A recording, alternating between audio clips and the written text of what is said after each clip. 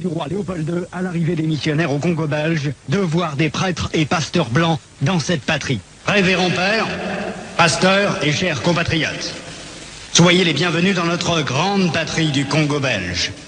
La tâche qui vous est confiée de remplir est très délicate et demande beaucoup de tact.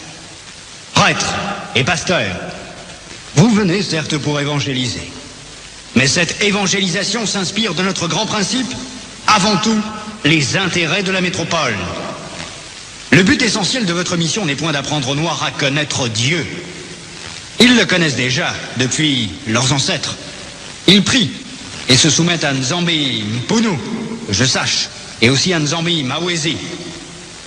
Ils savent que tuer, voler, coucher avec la femme d'autrui, calomnier, insulter est mauvais. Ayons le courage de l'avouer, vous ne venez pas leur apprendre ce qu'ils savent déjà.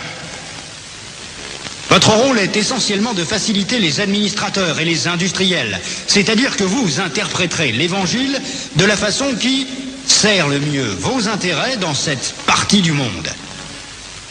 Pour ce faire, vous veillerez entre autres à désintéresser nos sauvages noirs des richesses dont regorge leur sous-sol, afin d'éviter qu'ils s'y intéressent ou qu'ils nous fassent une concurrence meurtrière, rêvant un jour à nous déloger de cette partie avant que nous ne nous enrichissions. Votre connaissance de l'Évangile vous permettra de trouver des textes qui recommandent et qui font aimer la pauvreté. Par exemple, « Heureux les pauvres, car le royaume des cieux leur appartient. » Il est plus difficile pour un riche d'entrer au ciel qu'à un chameau de passer par le trou d'une aiguille, etc. Vous ferez donc tout pour que les nègres aient peur de s'enrichir pour mieux mériter le ciel. Les soutenir petit à petit pour qu'ils ne se révoltent jamais un jour. Les industriels et les administratifs seront obligés de se conformer à ce que je vous recommanderai, à vous prêtres et pasteurs blancs, de temps en temps, pour vous faire craindre, de peur de courir à la violence, injurier, battre. Il ne faudra pas que les nègres ripostent ou se nourrissent de vengeance. Pour cela, vous leur enseignerez par tous les moyens et vous insisterez pour qu'ils suivent l'exemple de tous les saints qui ont tendu les joues, qui ont pardonné les offenses, qui ont reçu les crachats et les insultes sans tressaillir. Il faudra les décourager et les détacher de tout ce qui pourrait leur donner le courage de nous affronter. Je songe ici spécialement à leurs nombreuses fétiches de guerre qu'ils prétendent ne point abandonner. Votre action doit porter essentiellement sur les jeunes, afin qu'ils n'hésitent point de nous saluer. Quand le commandement du Père est en contradiction avec celui des missionnaires, qui sont les pères spirituels de leurs âmes, vous insisterez particulièrement sur la soumission et l'obéissance, même aveugle. Cette vertu se pratique mieux quand il y a absence de critique. Apprendre aux élèves à croire et non à raisonner. Ce sont là, chers prêtres, pasteurs et compatriotes, quelques-uns des principes que vous appliquerez sans faille. Vous en trouverez beaucoup d'autres dans les livres et textes qui vous seront remis à la fin de cette séance. Vous verrez donc ce que je recommanderai à vous, prêtres et pasteurs blancs. Évangélisez les Noirs jusqu'à la moelle des os, afin qu'ils ne se révoltent jamais contre les injustices que vous leur ferez subir. Faites-leur réciter chaque jour « Heureux ceux qui pleurent, car le royaume des cieux leur appartient ». Convertissez les Noirs au moyen des chicottes. Gardez leurs femmes à la mission pendant 9 mois, afin qu'elles travaillent pour vous. Courtisez-les s'il le faut. Et exigez ensuite à ces convertis qu'ils offrent en signe de reconnaissance des bonnes viandes, poules, coqs et œufs, chaque fois que vous visitez leur village.